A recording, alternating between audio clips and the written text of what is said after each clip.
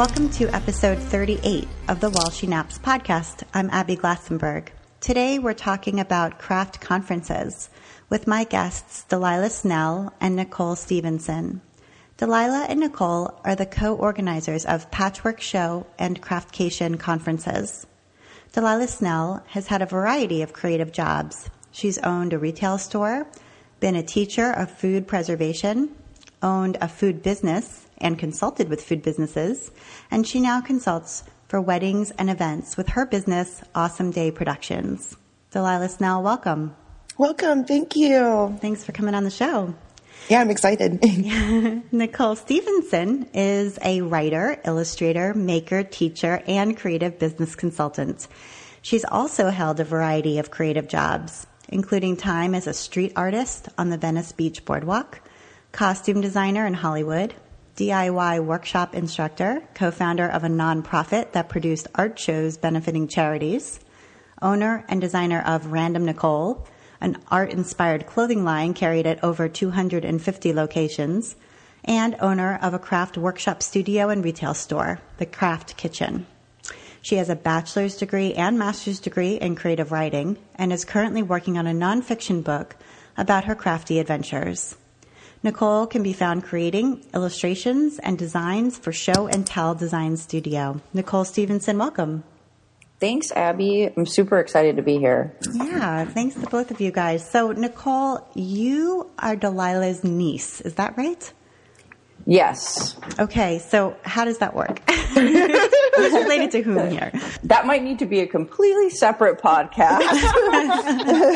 And we'll need that one to be video because there are charts that go along with it. But the short version is that my grandfather is Delilah's father. So, wow. And that's the very, very short version. Okay, so did you guys play together when you were kids? Oh, yeah. Totally. Yeah, we grew up, I think, more like sisters that didn't live in the same house, than like it definitely wasn't an aunt and niece relationship since we're only 6 months apart in age. Yeah, we played together all the time. We're both only children. So, yeah, I mean, it was really just, we were the only people we knew that around the same age at family functions. So we were just always really close. And one of our things that we love to do together, right, Nicole, is we used to dream up our favorite business that we would have together when we grew up. Yes. And that would be what we would do. I mean, we lived, 20 minutes away from each other and obviously weren't driving when we were 8 years old. So we were just kind of at the, at the mercy of our families of when they would let us, get together. So family functions, we'd be hanging out, in the corner somewhere talking about our future business plan, which was a coffee house / art gallery / what else was it, Delilah? Oh, it was also a house. The coffee house was on the first floor, and we would live on the second floor with the coffee house. Yeah, and it was called Auntie Niecy's Waterfall was the name of the coffee house, which wow. We haven't started that yet, but we did start Patchwork and Craftcation together. So that's so awesome. I love that history. So tell me the story all those years later. How did you actually become business partners? I mean, you pursued sort of separate, careers and things, but so where was the moment where you were like, oh, you want to actually do a business together? Oh gosh, it just happened really organically.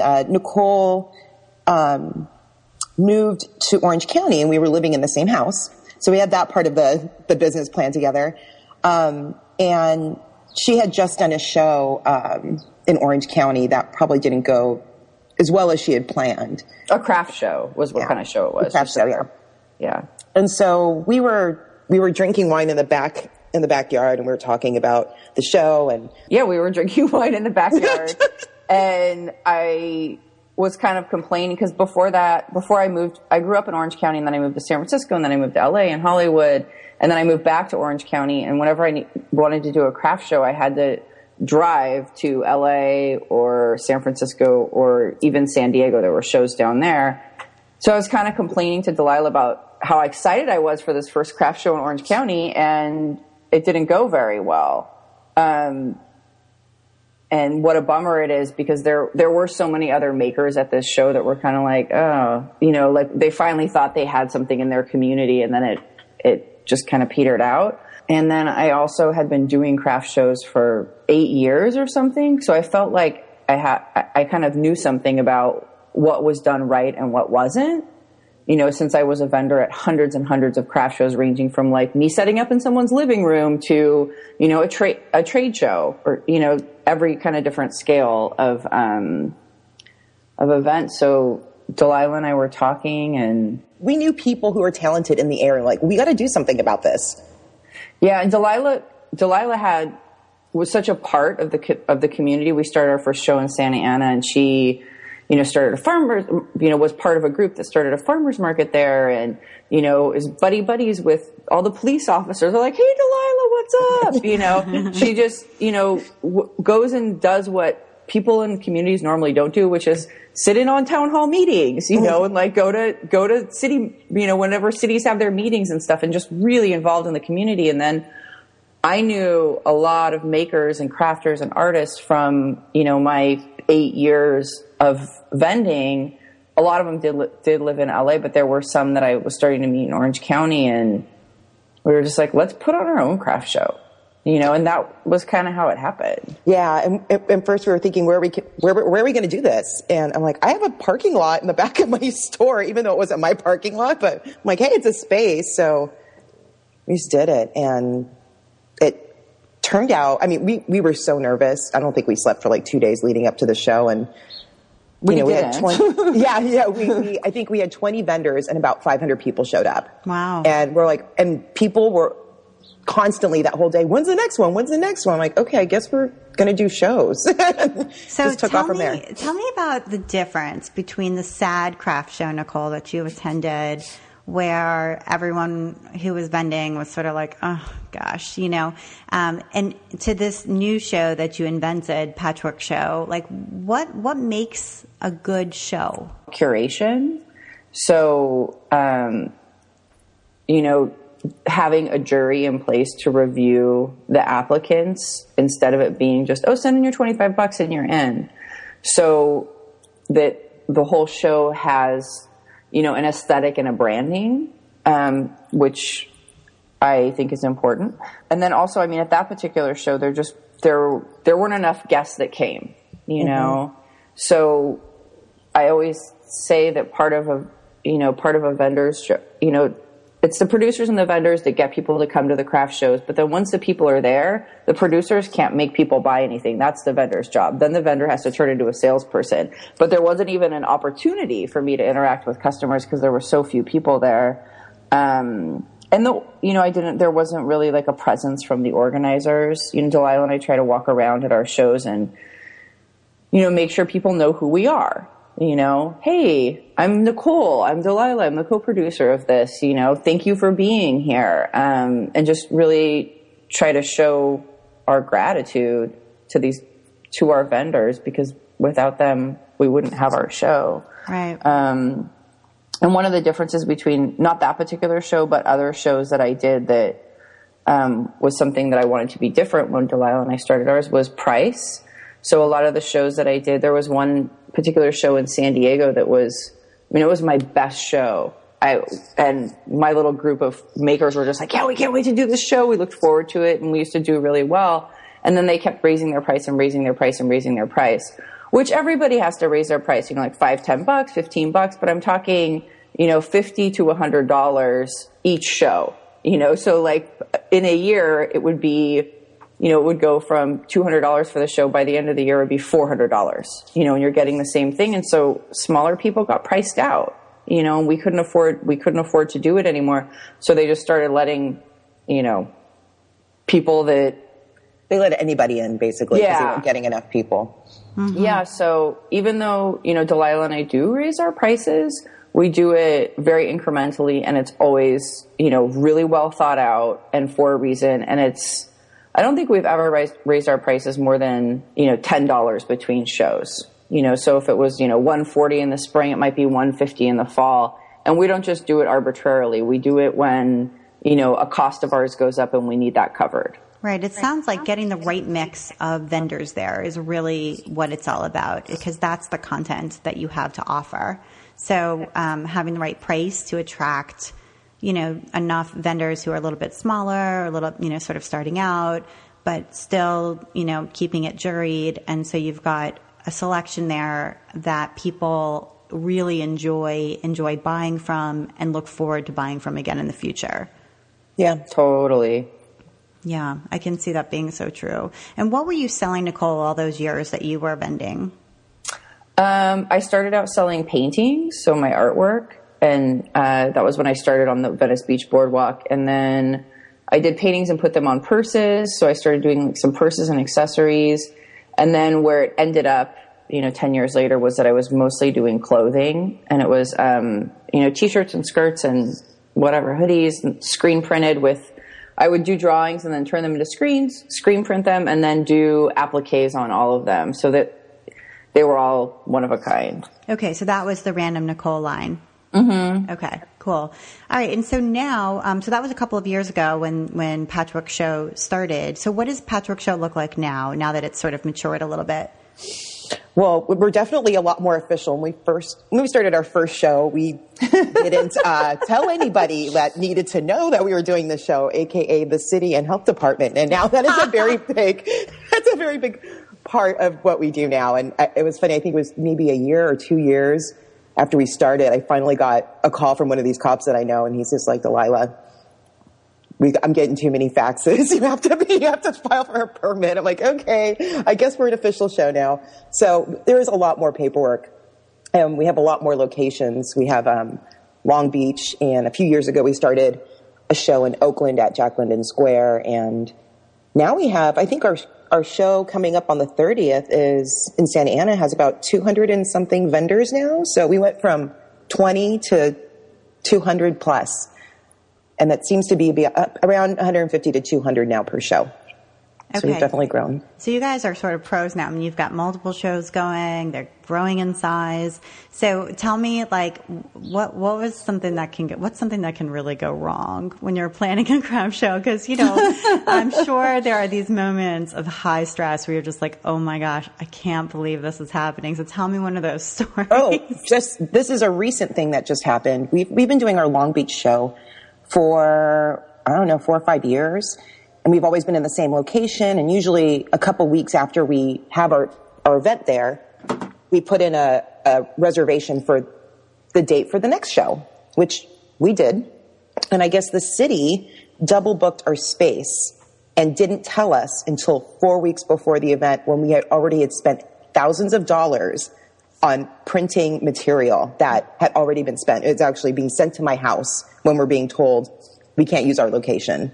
So we either need to move our show and basically lose $5,000-$6,000 in marketing material, or change our date, which we couldn't do. Or, we were freaking out. And weren't we we were at a conference, or we were on a business trip when this happened too, weren't we, Nicole? We were in Portland going to another conference, driving up there, and we were starting our 13-hour drive. I don't know where we were, but Delilah was looking at her email, and I'm driving, and she goes, oh no, oh no, oh no. And I'm like, do I even want to know what this says? And she's like, no. And then the phone call started. So we were, she turned my station wagon into an office and was just, making phone calls, text, all this stuff. And location is one of the things that's Delilah's job.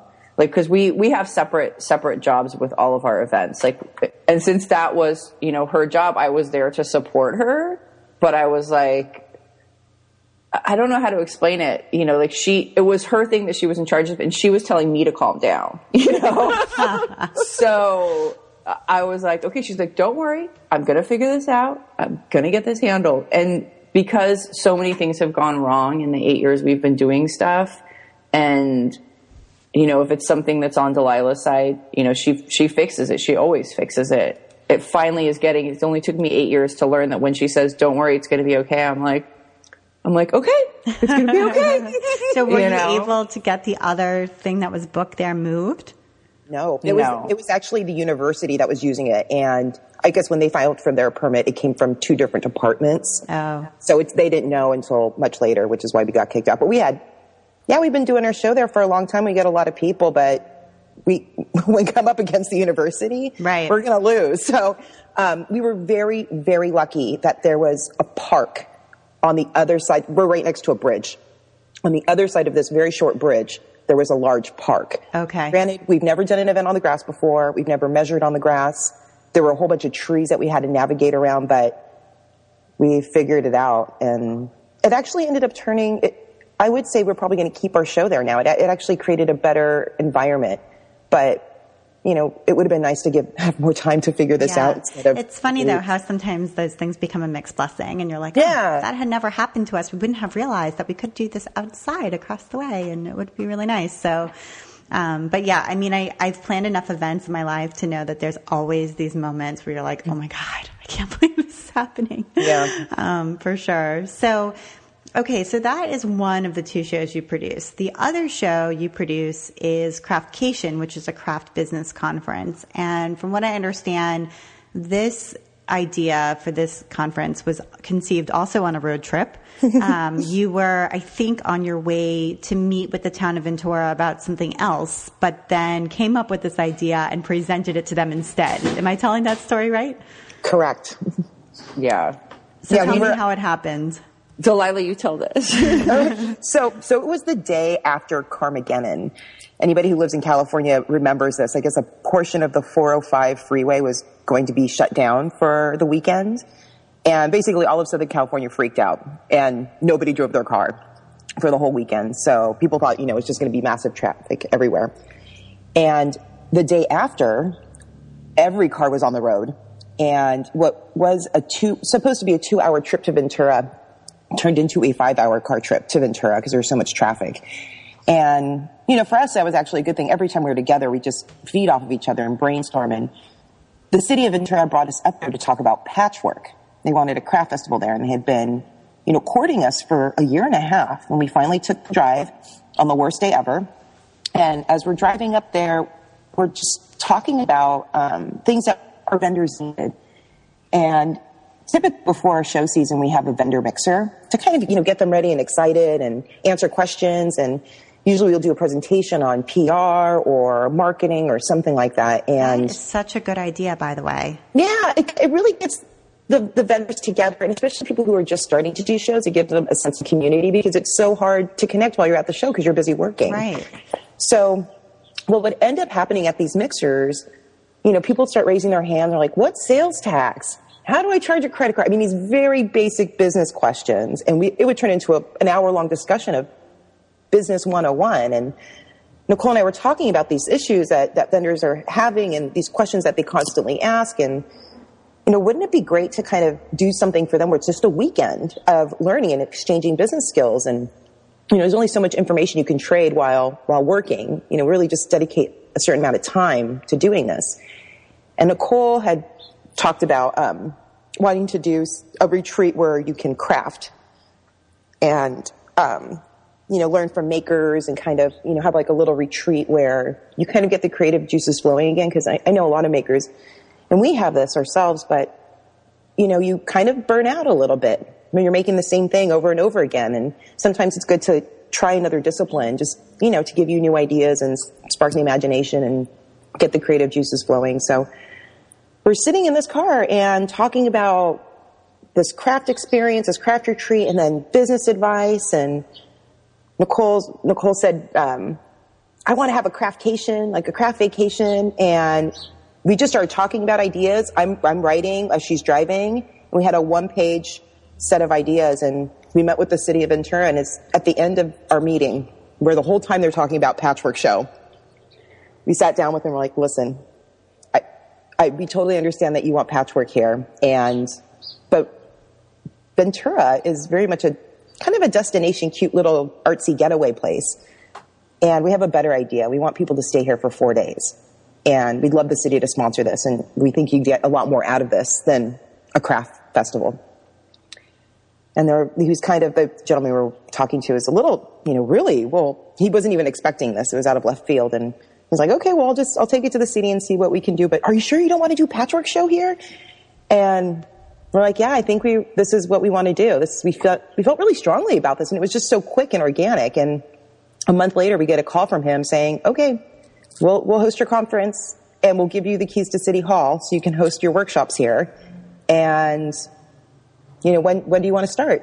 And Nicole and I are basically looking at each other like, okay, I think we need to start a conference now. I love this story because I feel like it's so many good things about it. Like, you're listening to what people are saying, you're bombarded with questions. You're having this mixer and here are all of your vendors.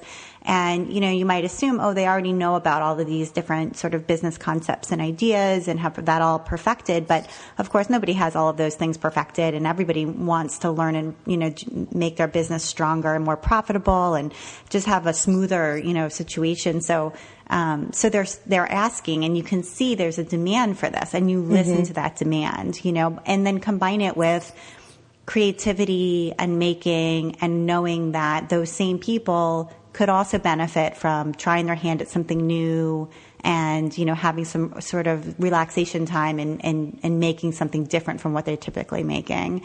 And then also the guts to just say to the people you're meeting with, we have a totally different idea and we think it would benefit you as well as, the people for whom it will serve. And, that takes some guts too, to sort of present them with something that you literally just came up with while sitting in traffic on the way there. We acted like it was already in place. We're like, yeah, well, our other event, we acted like it already existed. we already had the name for it, Craftcation. We're like, it'd be great to have Patchwork here, but our other event that we produce, Craftcation, which is, we had like the tagline for it and everything, and just acted like it already existed, awesome. and then it's like, we're on the horn. I can't believe I just said we're on the horn.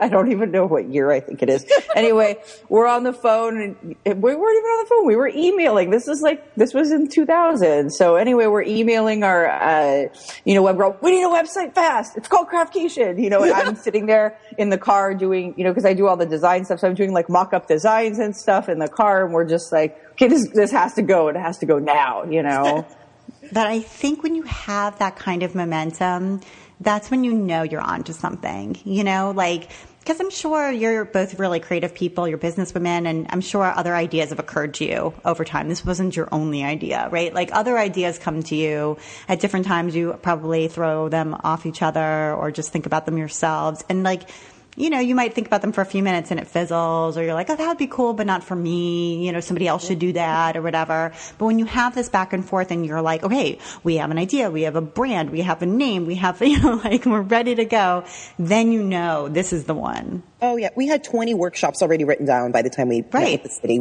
It just poured out of us. Right. Absolutely. I've had similar experiences with other projects and sort of tried to force them and then been like, oh, I don't think I can do this one. And then another idea comes to you and you're like, but this is something I can do right now. And it's like, it just flows. That's such an important point, Abby. Like, it's kind of like a litmus test for if you should move forward with something or not. Yeah. Mm-hmm. Delilah, remember that other idea that we were talking about in Palm Springs? We had this other idea, and neither one of us, we were like, yeah, this is a really great idea. And we're like, we can do this and this. And then we would just kind of get stuck. We didn't have that same fire.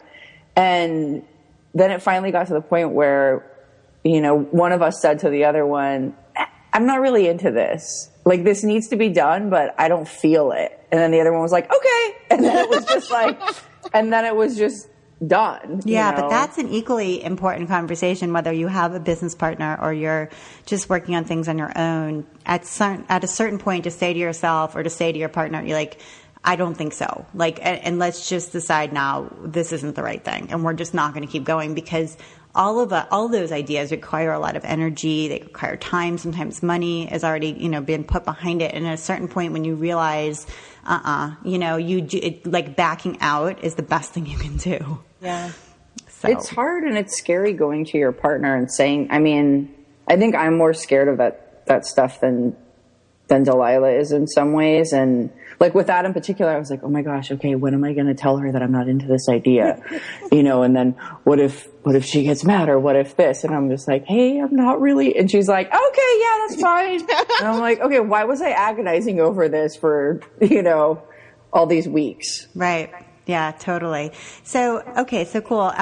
Tell us just a little preview about Craftcation this year. I'm excited. I'm going to be coming and teaching. Yay. But what can people sort of look forward to for Craftcation in March? One of the things that I'm really excited about, and this is something that you're involved in, Abby, is our podcasting stuff. So Abby's going to be sitting on a podcasting panel, and then we're also going to have a podcasting booth for people that have podcasts, so they can, go in and have a quiet room to, interview other people at Craftcation or other presenters, and then people can actually go in and watch the podcast happening. So kind of, I don't know, making it accessible, because I still think that there's a lot of people out there that's like, how does a podcast really happen? And then it's also kind of cool because it's like seeing a live radio show. So that's something that I'm super excited about. And I'm also really excited. We have including you, Abby, we have a bunch of presenters that are new that, just on a personal note, I'm super, super excited to meet, and listen to and have them share their stuff with our audience. Cause we have some attendees that have come every single year, so we really do have to, make sure that we're holding on to the things that keep those people coming back, but then bring new things in too. Yeah. So, absolutely. Yeah. And I felt like, when I was looking at conferences, because going to a conference or a trade show is one of the things that I set on my list of goals for 2015, because I've actually never been to a craft business or craft conference or makers conference of any kind or a trade show. So I was like, I'm going to spend 2014, I'll kind of look around and evaluate all the different options out there, and then choose the one that I think would work best for me and my business and sort of what I'm most interested in. And Craftcation was my number one choice. That's so cool. Because I feel like, first of all, I love the mix of being able to spend time making things and being creative and learning those new skills. And I always find like you have the best conversations with people when you're both sitting at a table drawing or, gluing things or whatever. I love that. Like, I remember back in high school, I'm sure you took art classes in high school, like those conversations you'd have with the other kids at your table. Like, I loved that. Did you guys remember that from high school? Yeah. And it even, well, you read in my bio that I'm a workshop instructor. So I've been doing that for 10 years. So my favorite classes to teach are not the sewing classes, because people are trying to learn how to use the machine. They're trying to cut perfectly, but I teach these like candle making classes, and really all the people have to do is just pour some melted wax into a thing and then collage their glass jar. And those ones are so fun because you see people make these connections, and just have the most amazing conversations. I've had one where a group of strangers have been laughing until they fell on the floor, and literally poured wax on the floor by accident. They're knocking over candles, they're cracking up. And then other ones where, the conversation turns to something a little more deep, like, I don't know, one lady's mom had passed away, and then the other lady was like, my aunt just passed away. And the next thing you know, they're like sharing their grief and kind of counseling each other, and we're all crying. So it's just, there's something about doing something with your hands that just, it makes connecting easier. Yeah, absolutely. So that part of it was really appealing to me on a number of levels. And then also because I love, the business side of handmade, and this conference offered like real content that, by people who really know what they're talking about, the people that I've connected with online for years and years and never had a chance to meet in person, but really admire, were all coming. So I felt like that was the ideal combination. So yay, Craftcation. Yeah. Thank you for those sweet words. Yeah. Yeah. I was just going to say one of the things I was excited about is we tend to do things that are not done at other conferences. And I'm not talking about the craft or the business, but we do a lot of extracurricular stuff. We utilize the entire downtown of Ventura. you are out walking around. We rent kitchens at the museum. We rent a kitchen at the fairgrounds. We, utilize restaurants and bars to do workshops. And right now I'm talking to a local tiki bar about doing a workshop there where they talk about the history of tiki while sampling cocktails. And, it's just very, very different types of, exploration and creativity that's not just in the hotel. Yeah, it's a whole experience. Mm-hmm. I'm so excited. And I haven't been to California since I was 10, so I'm ready. So I feel like the two of you, between you, have like more indie cred than anyone like I've ever met combined, because wow. Each of you have done and still continue to do like so many different cool things. So I just want to hear a little bit about sort of your own paths, your own separate paths that kind of led to where you are now. So I think, Delilah, we're going to start with you. I was raised by a single mother and only child, so I had a lot of time alone. And so I would make stuff for me to do.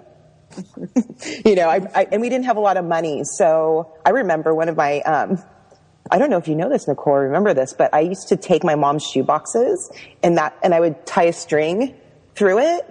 And that would be my Barbie mobile. I would drag it around everywhere. Oh my gosh. I don't remember that. My mom worked at a bank on the weekends, and I would play with my cardboard box, my Barbie mobile, and I would take, paper cups from the water cooler, and I'd go through all the paper clips and find the prettiest paper clips. Occasionally I'd find a big gold one, and I would make her little house. I don't know, I guess it was a mobile home instead of a car.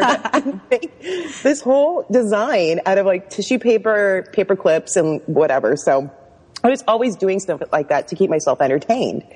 And we didn't have a lot of money, so I had to be really creative with what I had. And then eventually my mom remarried, and I lived in Irvine, which, if you're not familiar with Irvine, it's basically one of the largest master planned communities in the nation. And as far as creativity, I hate to say there was very little. I mean, this is an area, a city that has a lot of homeowners associations where you would get fined for not painting your house the selected colors that are provided for you. I remember getting a ticket because I had a drought resistant front yard and it didn't look the way the other front yards were supposed to look. And I went to high school in Irvine, and then I eventually went to a junior college down the street where I studied biology, and I started TAing for some of the biology professors there, and I got really involved in the school politics, and I actually had a lawsuit with the ACLU as my attorney on First Amendment rights. Because I was trying to challenge the board and the board of the district and the president on breaking the Brown Act, which is shared governance, and they were breaking this act. So we won, and me and my partner at the time got to come up with the regulations for student demonstrations for that college district. And after that, I was just fascinated by if I want to do something in my community or I want to see something happen, I just need to go out and do it. And that led me to starting farmers markets and community garden projects. And, I started a nonprofit, and then that led to me opening up my own store, which led to, me becoming a master food preserver, which led to me making my own products and teaching classes, which led to a business, which led to me selling my products at our shows. And then pretty much I realized I had 20 different jobs and I was burning out, and just recently decided to pare down my life and only focus on what Nicole and I are doing with the occasional wedding business. But so it sounds like yeah, I mean, that's amazing. But I feel like that sort of seed of community organizing and sort of doing what you see as right with the people who live right where you are and making it into something more than it is now is certainly still present in what you're doing. Yeah, that's really cool. I love that. And Nicole, let's go back to you. Delilah and I have a lot in common, which I find out more things we have in common every day. Like I didn't know about your Barbie shoebox, Barbie mobile home, your Barbie shoebox car / mobile home / RV / but I was always doing stuff like that too. I mean, I grew up with a single mother. My mom remarried when I was 12, but she was together with my stepdad since I was 8, and he's the most amazing, supportive. And so my mom is very amazing and supportive. My dad has kind of like the entrepreneur mind. When I say my dad, I'm talking about my stepdad. He has kind of like entrepreneur mind. He's always reading like Anthony Robbins and, positive thinking and this and that. And my mom is, definitely like a little like more, creative and kind of analytical and detail oriented. So, I was always making things out of trash too. Like, the car would break down and we'd be on the side of the road, on the side of the freeway waiting for the tow truck. And I'd be like, oh, what's this? It's like a piece of broken tail light, a piece of tire. And I'm like picking everything up. And my mom's like, oh, I need an antibacterial wipe immediately. You can't be touching that, and then I would take that stuff home and turn it into a pencil holder, or something. So, I definitely went through that kind of similar, use what you have because you don't have much. Got to keep yourself busy because you're an only child type of thing that, Delilah talked about. And I started my first little business selling chocolate outside of my dad's barber shop. It was like the melted pour stuff. And I went and got molds at the cake decorating store, and it was called Sweets from the Heart by Nicole. And how old were you? Oh, I had to be 9, 10, probably. And I had already had another business before that when I was like 7, which was, I had a stationery shop and it was, when it was just my mom and I, we lived in these condos and there was like a little kind of common area, and I took a refrigerator box and turned it into my stationery shop. And the stationery I sold was like, I don't know, junk mail that I had like collaged onto like, an old manila folder that I found in the trash or something, and tried to I love this. So, I mean, I was already like making stuff and starting businesses back then. And it's funny because one of my assistant, she has a daughter that's about 10. I think she's 9 or 10. And we were having our Patchwork Oakland show. She was like, hey, my daughter Bryn is too scared to ask you, but she wants to know if she can have a booth at Patchwork Show. She's making these scarves that she knits. They're called with her fingers, like finger knitting instead of with needles. And I was like, yeah, for sure. And she's like, well, how much would you charge her? And I'm like, nothing. She's 10. Like this is budding entrepreneur. So Bryn set up her booth. She made her own sign and everything. And when I went to check in, because I'm really nervous, freaking out. Oh my gosh, what if she doesn't sell anything and I'm part of this horrible experience in this child's life and, all this stuff. She sold 15 scarves. Oh my goodness.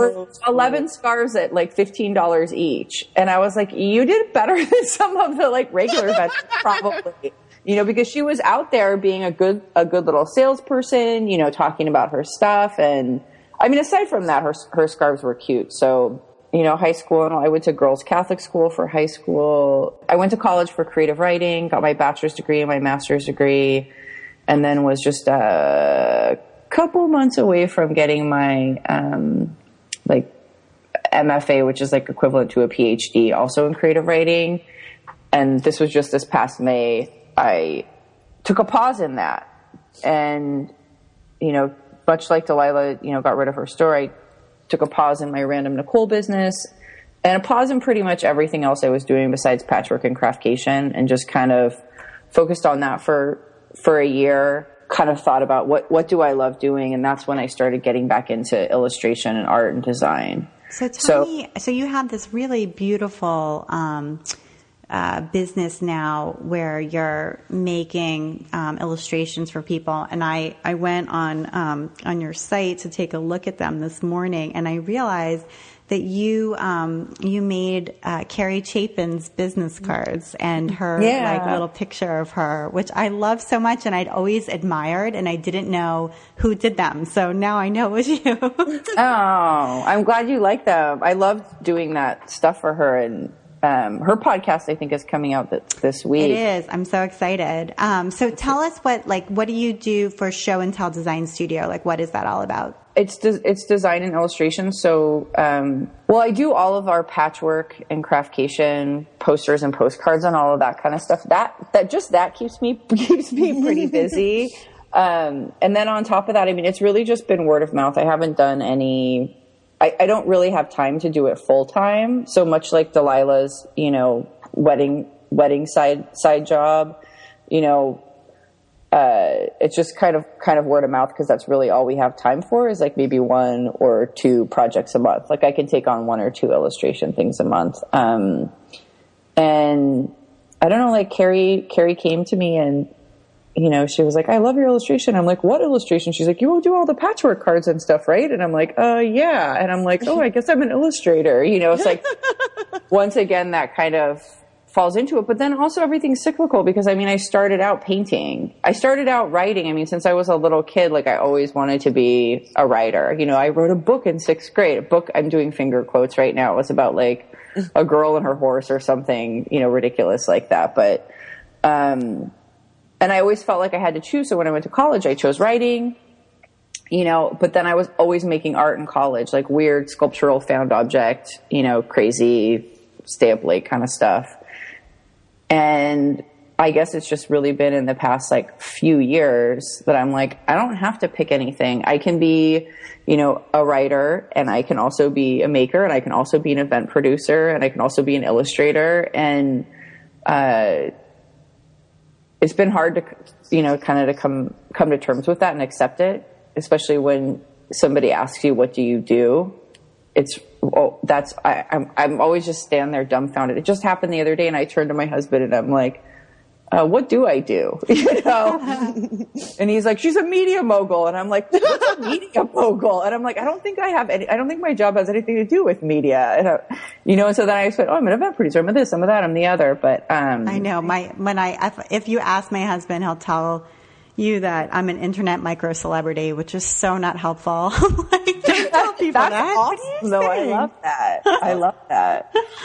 Yeah, he got that from Mimi Kirshner, who also introduces herself as an internet micro celebrity. So I guess there's something to it, but I'm not really sure. It's very descriptive.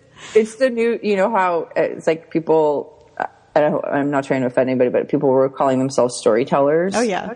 Maybe that's the new storyteller, the internet micro celebrity. Right. Totally. And the next conference you go to, because some conference slide I went to a year ago, everybody was introducing themselves as a storyteller. What do you do? I'm a storyteller. What do you do? I'm a storyteller. I'm like, well, shoot, man, I'm a storyteller too. I just told 3 stories at dinner and everybody was laughing. So I guess I need to add that to my list too. So I feel like next conference, you're going to walk around and go, I'm an internet micro celebrity. No, I'm not sure, but maybe.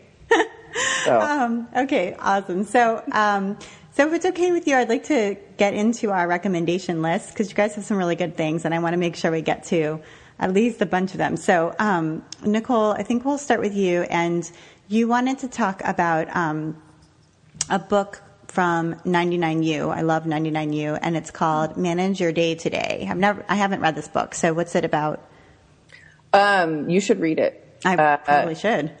Well, it's funny because we've done some consulting with Carrie Chapin, and Delilah and I were in Palm Springs. I saw this book, in the house, and I was like, whose book is this? I was like, oh, it's mine. I haven't opened it up yet. And I looked at it and I was like, and I immediately went on Amazon and ordered the book so that when I came home, it was there waiting at home for me. Read it, told Delilah, dude, you have to read this book that you have. I've already bought it, read it, everything. And so then we were in Portland last month, hanging out with Carrie, and I'm like, Carrie, I've got this great book that you need to read. And it was that book. And she was like, yeah, I recommended that book to you.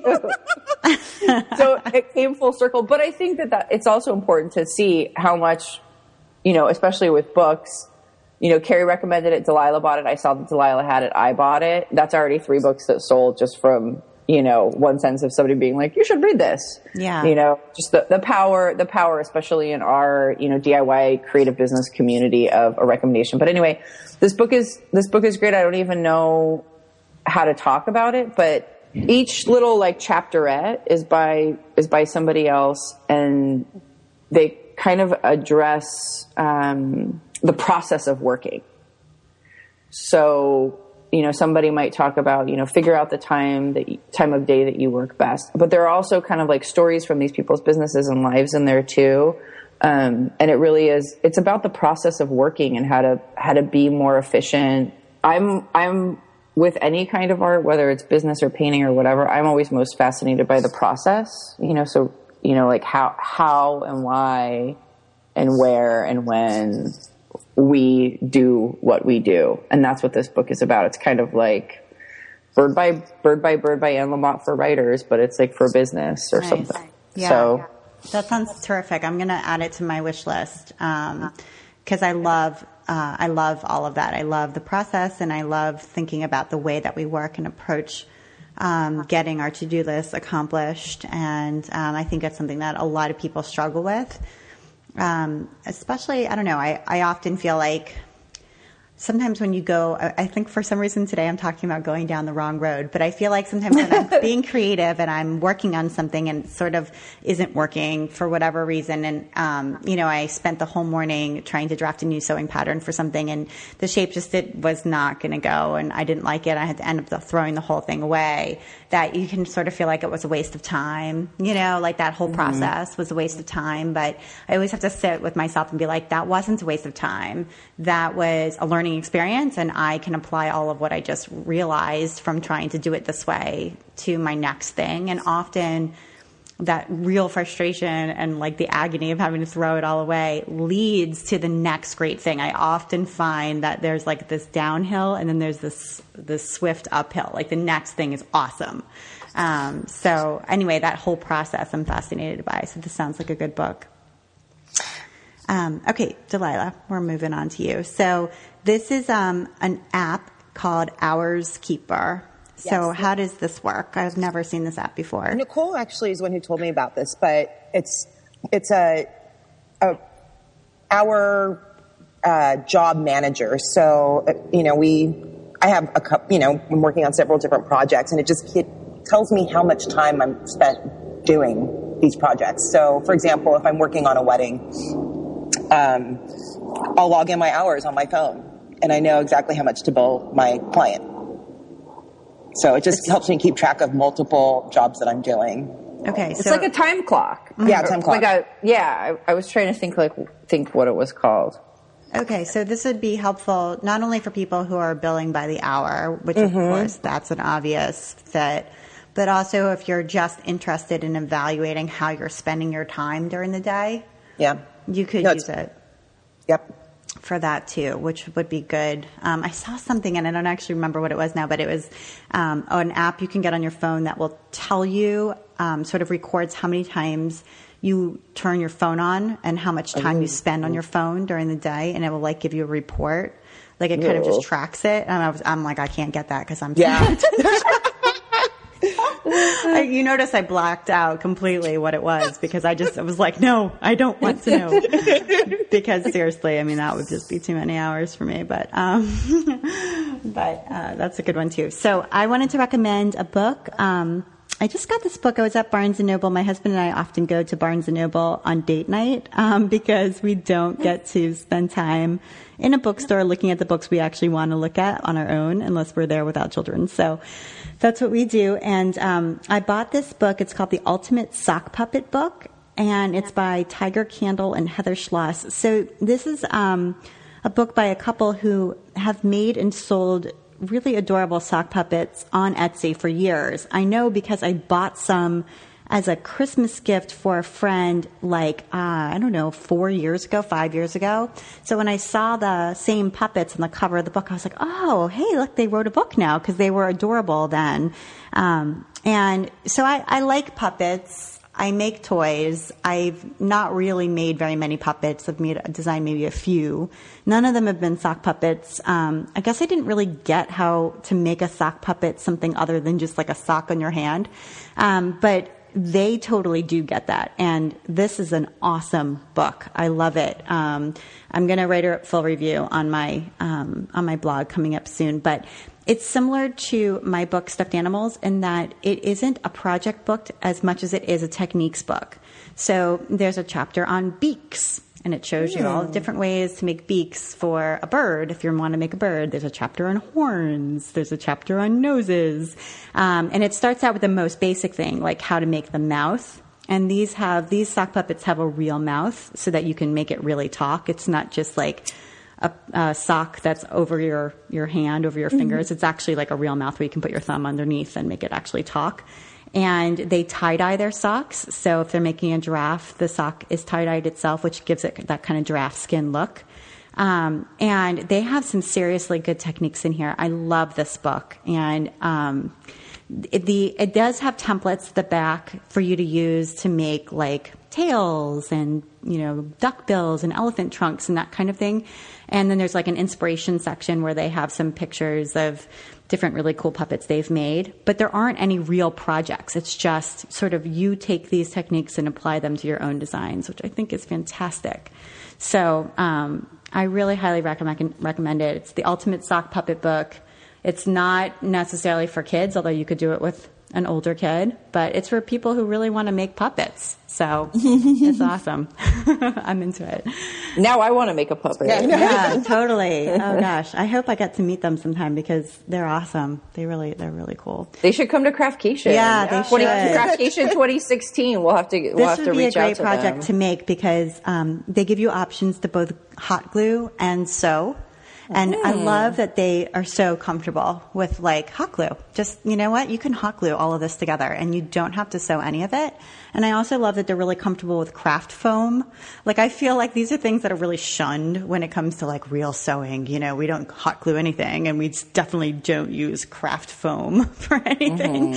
But they're like, take some craft foam pieces and cut them out in circles and they're going to be great, for eyes or whatever. And they really are. Like if you use it right, it looks awesome. So it's truly like a craft book. It's not just a sewing book. And I kind of love it for that too. So they should totally come to Craftcation. Yeah. All right, Nicole, we're back up to you. You wanted to talk about Little Atsu's weekly planner. What? Oh, was that on your list too, It's Delilah? on both of your lists. Great minds think alike. I don't know how Delilah and I started with this, but originally we got the Jill Bliss planners, which is basically the same format, but just Jill's artwork instead of Little Otsu. But then Jill stopped making them, so we both kind of freaked out and had to find a replacement and ended up finding this Little Otsu one. And when I pull it out places, and I'm sure this happens to you, Delilah, people are like, you're so analog. You have an actual day planner. Like, why don't you just use your phone? And I'm like,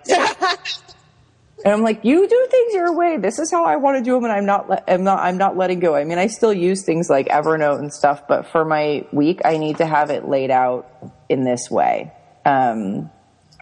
And I know Delilah and I are obsessed with with this format of calendars. So what does it look like on the inside that you like so much? Well, you can see a whole week at once. It's dateless. Yeah, it's dateless. Dateless, which means that when you open a new week, there's no month and no date labeled there. You have to put it in.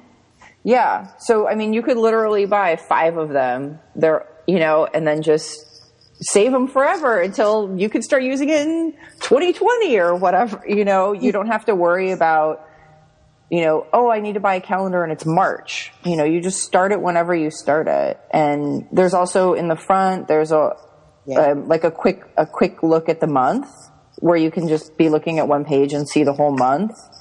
I don't know. The setup of it is just, there's nothing I could possibly want in a calendar that this doesn't offer.